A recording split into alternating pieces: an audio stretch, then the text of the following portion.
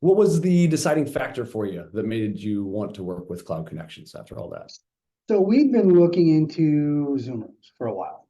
Mm. Washington State University had some rooms and went to visit them. And the director we had at the time was pretty hot on that. Well, we had an instructor that had a need for one of those things, but it was in a laboratory, which is the worst room to put a Zoom room in. And it had to be done over Christmas break. So Oh, basically, I had a week to get this thing done. Had a couple of local people, they didn't want anything to do with it. They're way overpriced.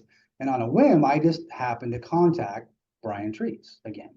He goes, I think that we can probably do this. Let me check with my team. So next thing I know, I've got Aaron on the phone and they've got a quote. And based on my recommendation, what I had in the room, they had the right gear here. mm. Brian was on site, had it done in 2 days, and again, made me look like a hero.